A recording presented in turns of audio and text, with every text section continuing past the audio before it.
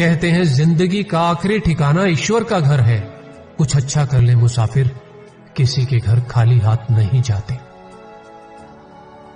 रिंकू पढ़ाई में बहुत कमजोर था, इससे इसके माता पिता भी दुखी रहते थे, परंतु कोशिश करने के बाद भी पढ़ाई में रिंकू का मन नहीं लगता था। अंततः रिंकू ने पढ़ाई छोड़ने का मन बना लिया। एक बार स्कूल से घर लौटते वक्त रास्ते में रामायण की कथा हो रही थी। कथावाचक लंका कांड की व्याख्या कर रहे थे। समस्या बड़ी गंभीर थी कि इस विशाल समुद्र को लांघकर लंका जाएगा कौन। तभी सुग्रीव ने महाबली हनुमान जी की ओर देखा और कहा कि हे पवनपुत्र, संभवतः आपको अपनी शक्ति का ज्ञान नहीं है।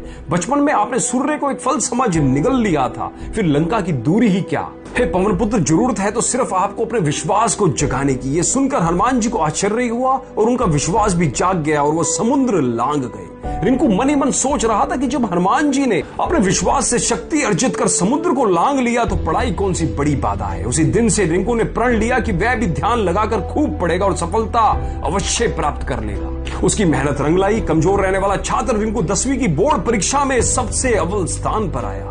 छाता लगाने का मतलब यह नहीं कि बच गए पानी से।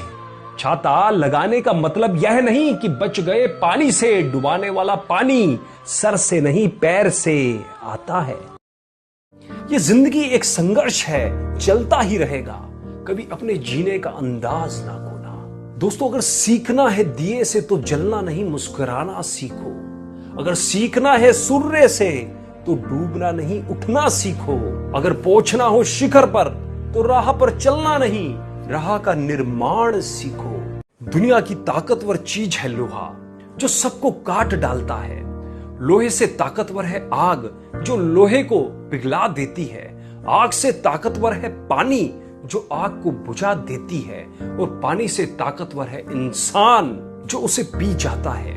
इंसान से भी ताकतवर है मौत, जो उसे खा जाती है। और मौत से भी ताकतवर है दुआ, जो मौत को भी टाल सकती है। इस तरह से फूलों में खुशबू, तिलों में तेल, लकड़ी में आग, दूध में घी, इन सब चीजों को बाहर से देखकर आप इनके गुणों का अंदाजा नहीं लगा सकते, क्योंकि यह गुण बाहर से दिखाई नहीं देते। इन दोनों को पहचानने के लिए बुद्धि की आवश्यकता होती है।